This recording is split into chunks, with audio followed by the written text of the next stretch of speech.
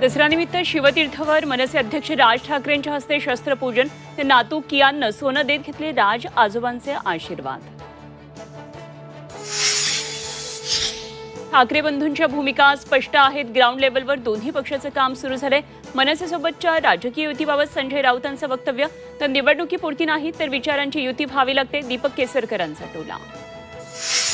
पंतप्रधान मोदींच्या प्रेरणेतून आता गद्दारांचे मेळावे सुरू झालेत। एकनाथ शिंदेंच्या दसरा मेळाव्यावर संजय राऊतांची टीका, शिवाजी पार्कमधून गद्दारांवर चिखल फेकणार असल्याचा इशारा। पंकजा मुंडे दसरा मेळाव्यासाठी भगवान भक्तिगडावर दाखल। भाऊ धनंजय मुंडेंसह ओबीसी नेते लक्ष्मण हाके मेळाव्याला उपस्थित राहणार। पंकजा मुंडेंच्या मेळाव्यात झळकले वाल्मिक कराडचे फोटो। भगवान भक्तिगडावरील मेळाव्यात वाल्मिक कराडच्या समर्थनाचे पोस्टर्स।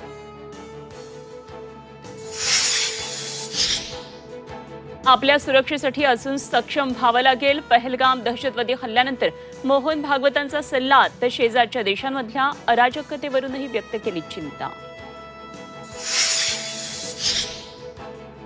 राष्ट्रीय स्वयंसेवक संघानं स्वातंत्र्य लढ्यात काय योगदान दिलं? संघ हा विष आहे असं डॉक्टर बाबासाहेब आंबेडकर म्हणाले होते।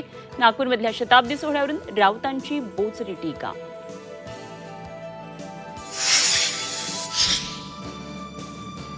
दसऱ्याच्या मुहूर्तावर सराफा बाजारात सोनं खरेदीसाठी गर्दी। सोन्याचा आजचा दर 1,21,500 रुपयांवर।